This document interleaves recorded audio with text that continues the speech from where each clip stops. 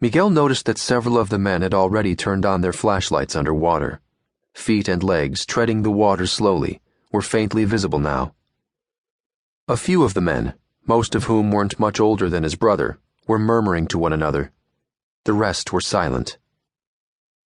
The ocean had felt very cold at first when it flooded through Miguel's clothing as he had entered the water. Even in July, the waters off Southern California were cool. By the time the last person had entered the water, and the coyote had started up the panga and sped off to the south, the water felt warmer against his skin. The boat had vanished quickly into the darkness, its drone fading into the lapping sounds of the ocean. Staying afloat was fairly easy, since the ocean was so saline and Miguel was comfortable in the water. But he was scared of the dark, the cold, the uncertainty. He knew the water would soon feel much colder if the other boat didn't arrive on time, and something else had been bothering him since they had plunged from the boat into the dark ocean. Mano, what happens next? Miguel looked at his brother.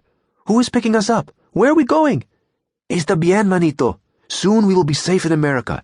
Everything will be okay. Elias reached over and squeezed his arm, white teeth flashing in the faint light. But the smile disappeared, and his brother looked away. Miguel floated next to Elias, each grasping the other's shoulders. He looked around and realized that none of the other men were holding on to one another as they had been instructed to do. Self-conscious, he let go of his brother and treaded water several feet away from him. It was a calm sea. There was no need to hold on to anyone. He looked down into the water at the flashlight in his hand. Why should he leave his light off? Besides, nobody would be able to see it underwater. He turned it on and directed it downward. In the bright beam, he could see his legs and feet clearly, but the dark ocean was hungry for the light and quickly absorbed it. Turn it off, manito. You don't want to get caught, do you? Besides, you're wasting the batteries. In a minute. Miguel knew his brother was right, but he was anxious. Below the beam of the flashlight, in the depths beneath him, he saw nothing but immeasurable blackness. He looked at the undersides of the other men's faces, illuminated eerily by the artificial light refracted through the waves.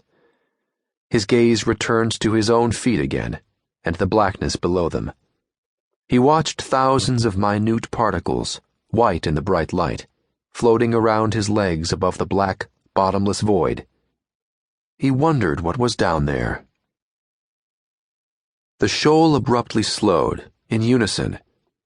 There had been a new stimulus. Light. Not the familiar expansive light from above, but small, moving lights. Possibly the lights of prey. Many large black eyes near the front of the shoal sensed this.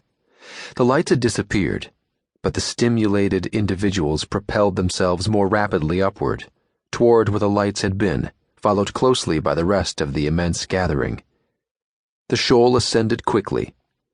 It slowed after a short time, its members sensing that they were now close to where the lights had been.